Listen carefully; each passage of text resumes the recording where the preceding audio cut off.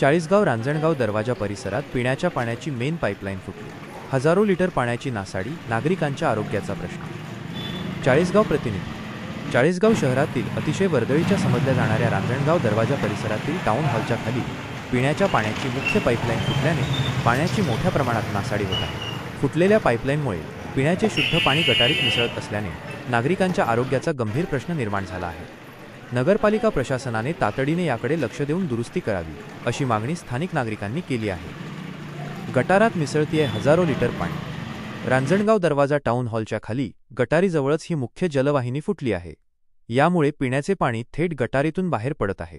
गेल्या काही दिवसांपासून ही समस्या असून यामुळे हजारो लिटर पिण्याचे पाणी वाया जात आहे। उन्हाळ्याच्या तोंडावर पाणीटंचाईची समस्या जाणवण्याची शक्यता असताना पाण्याची अशी नासाडी होत असल्याने नागरिकांमध्ये संताप व्यक्त होत आहे।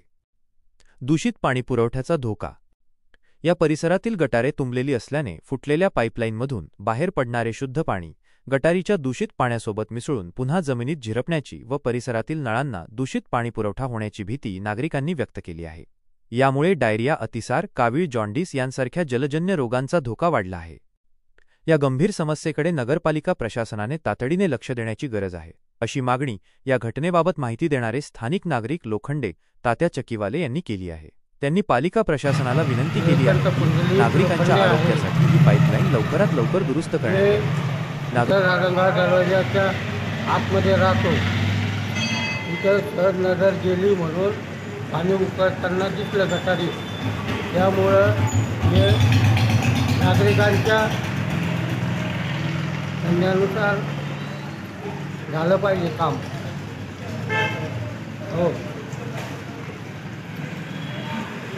नागरिकांच्या तब्येतीविषयीच काही गोष्ट आहे, त्याच्यामुळं कसं आहे त्वरित काम झालं पाहिजे। हो, आज चाळीसगाव या पाईपलाईनवर पाणी पितं। हो, या हिशोबाने लवकरात लवकर काम झालं पाहिजे।